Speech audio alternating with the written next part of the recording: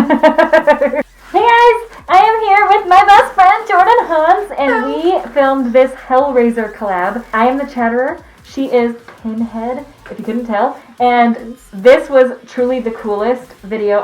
We have had this plan for months, and I'm so stoked that we were finally able to do it, and it turned out better than expected. I'm so happy. Kristi's look is seriously one of my favorite looks that she's ever done, and it's so fucking fantastic. Oh I'm gonna cry in here. You can't tell those. There's no face there. So if you guys want to see how I did this, obviously stay tuned. And if you guys want to see how she did this, made the pins stay, made it look badass as fuck. Oh, thanks. And if you guys want to see both of our videos, obviously she's going to be linked in the description of this video. So subscribe to Jordan Hanz. She is the shit. Oh, thank you. Love thank her so you, much. you. Amazing, talented. No, Definitely subscribe. Go watch her video after you watch this one. And we love you so much. Love you. And enjoy the video. Oh my god. I can't believe this day is finally here. Hellraiser collaboration with my best friend Jordan Hanz.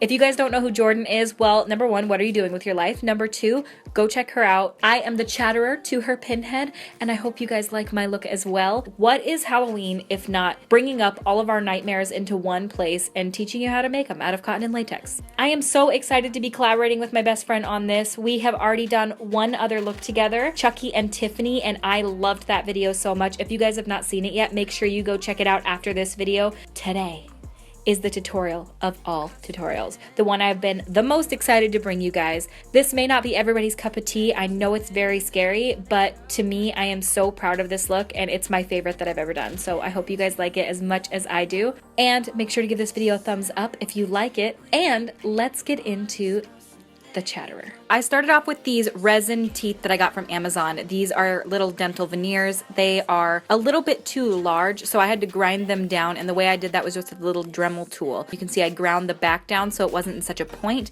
and I ground the top down so it wasn't so long. I don't show that step because it was very difficult to do and there was no way to show you. So as you can see, to start off, I am using a face cast. As in a lot of my recent tutorials, I like to use a face cast because it gets you my exact face shape. I can make a mask that sits directly and fits perfectly to my face, and I can pre-prep for these videos without having to just directly sculpt onto my face. You do not need a face cast, but for something like this, you could either sculpt it directly on your face, which would take a long time, or you can sculpt onto either a styrofoam head or flat onto a sheet of either cellophane or parchment paper. As you can see, the Chatterer has a large, open, stretched mouth, the face that curves upwards towards the left with everything sort of flowing over the eyes. I am able to see out of this mask. It is not perfect by any means, and I definitely should have left larger eye holes. So if you are going to do this, definitely make sure to leave larger eye holes, because when I did take the mask off, I struggled to see. My vision was really crisscrossed, which was uncomfortable. As you can see, the face sort of flows upwards and you leave this giant mouth open. Now, as you can see, the bottom of the nose is actually in the mouth, so I can breathe. I'm able to leave little nose holes so that I can breathe throughout where the mouth is going to be. I'm using slip latex and cotton balls to sculpt this entire mask, which means that it's very inexpensive and very easily accessible to the majority of people out there. All you need to know is that the best friend that you can have during this entire sculpting process is a reference photo. I had 2 photos of him pulled up at all times, sitting right next to me, and then I just scale it to my face. You have to look at your own face and the reference photos and realize what's going to work as far as size range goes for you. I built out the sides of the face to give him a more prominent jaw and chin. The entire face is basically just a mask. What's cool is after I applied this over the bald cap and added all of the latex later, I was able to peel it off and will be able to reuse it as a full removable mask in the future. He has this stretched out mouth, and so I sort of take the mouth down in a V shape.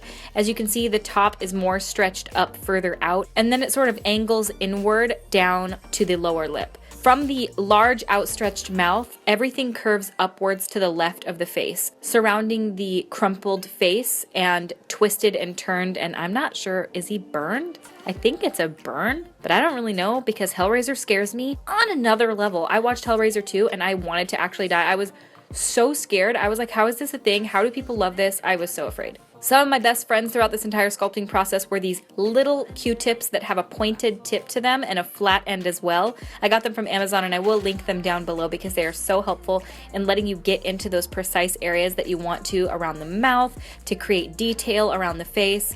I love them, and they are disposable, so once one starts to get a little bit too chunky, you can toss it away. When you get the face roughly sketched out, leaving your eye holes and room for breathing, then you can move on to adding the details. The teeth themselves were the most difficult part for me because I felt like it just kept not looking right. So I filled in the mouth so that there is a backing so the teeth can sit right into the cotton and latex and have something to grip onto.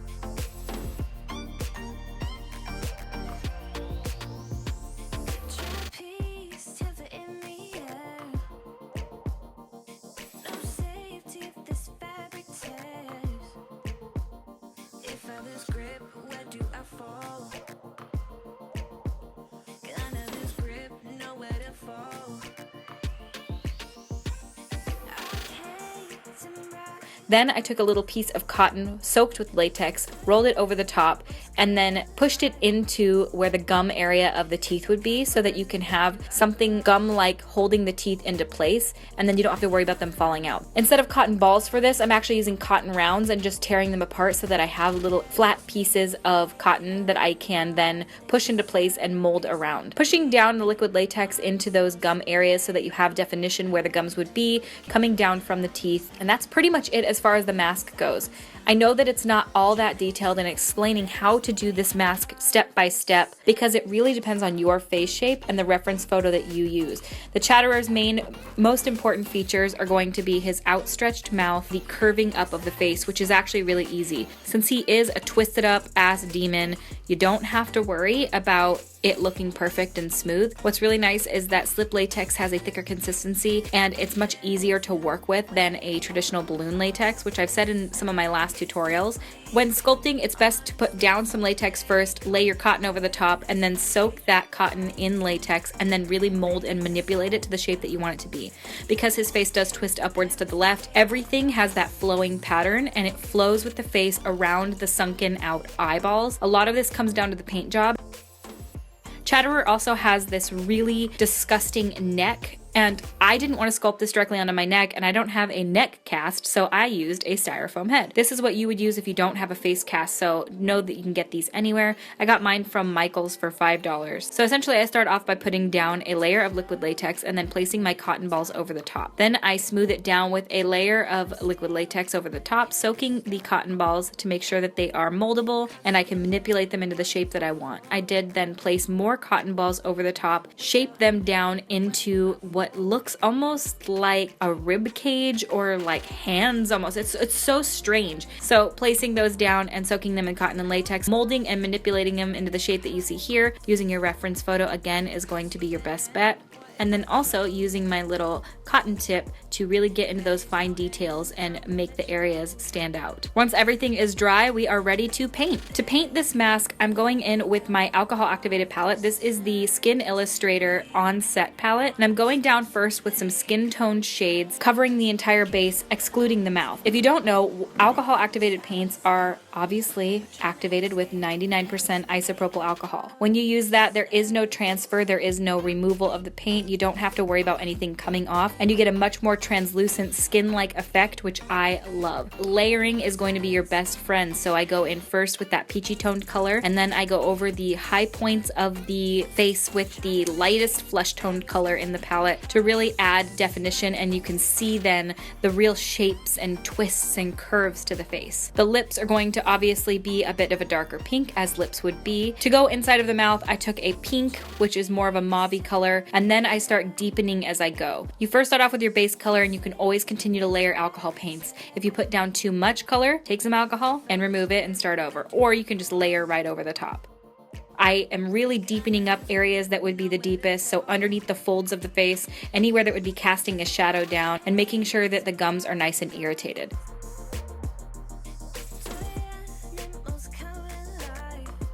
He also has irritation around his eye sockets where those would be, and it really is helpful to pat out the color instead of swiping it around. When you pat, you get a really nice blend and transition to all of these shades, and it can really push into those small details and holes. Each of the little curves and lines to the face I filled in with a little bit of pinkish mauvish red color.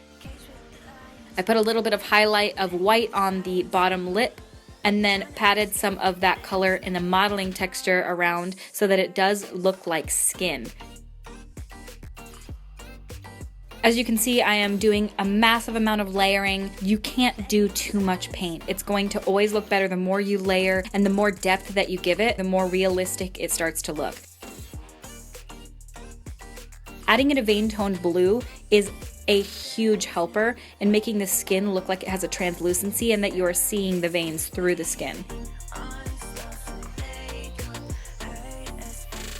For the neck, I do the exact same steps, starting off with a peachy tone, that's my deep base skin color, then moving on to irritation of red in the areas that I want to sink down where he has bloodiness, and then also creating some depth with some skin tone shades and highlighting the high point areas of that weird ribcage-esque portion.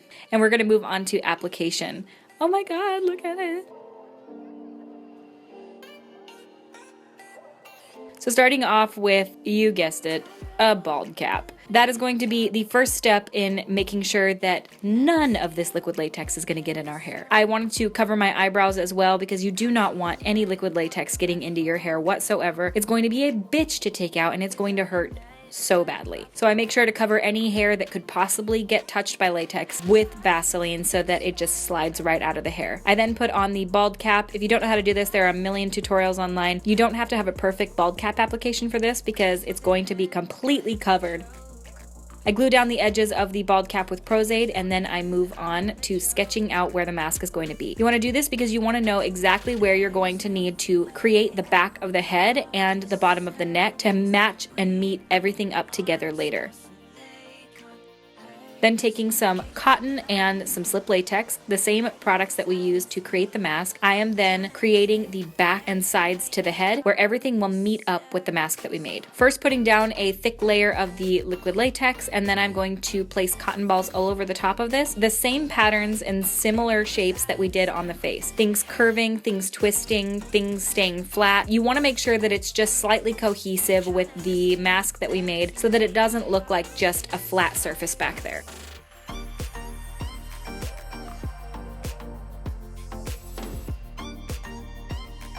Because I do end up covering my ears for this, my ears are left underneath the bald cap, and I kind of was hard of hearing. Honestly, I was kind of hard of hearing. Jordan was here for our collaboration, and she was helping me by doing the back of my head because there were some areas I just could not see. I then look at the mask and see if everything is placed correctly and if there's any areas I need to fill in, and once that liquid latex dries, I then move on to the paint job. It is exactly the same as the face and neck. You want to make sure to put all of your colors in the same succession so that everything looks nice and cohesive and everything blends together and looks like one piece instead of three separate pieces.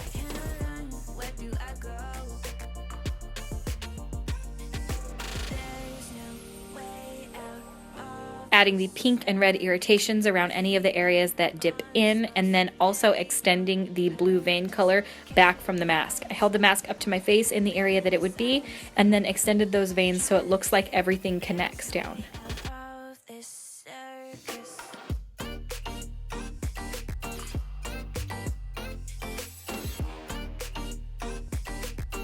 Then painting the mask off of my face with this Thomas Suprenant blood kit that I got. I'm just painting blood in the mouth. I did not take it all over the complete inside, but I wanted to have a base layer of this so that it gave that really creepy wet effect to the mouth.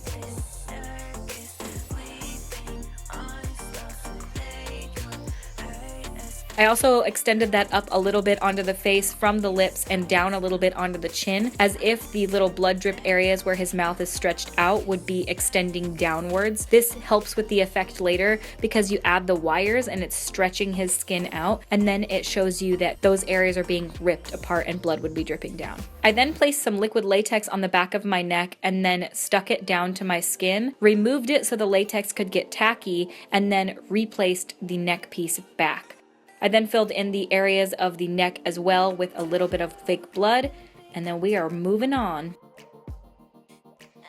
I'm going to put a little bit of liquid latex down along the sides so that everything really blends together well, and once that dries, paint it all to the same color as my head and neck piece.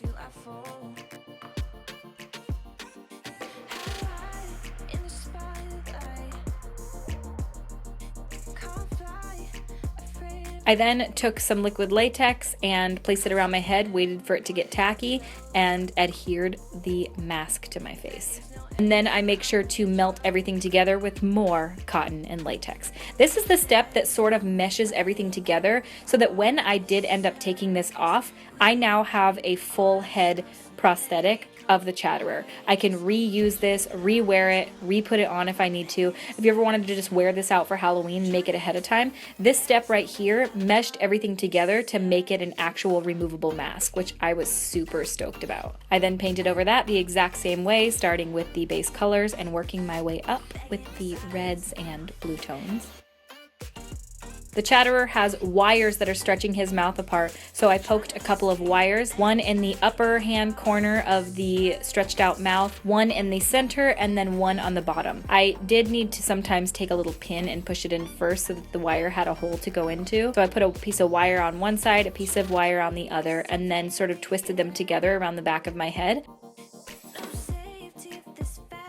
And that is the finished makeup look.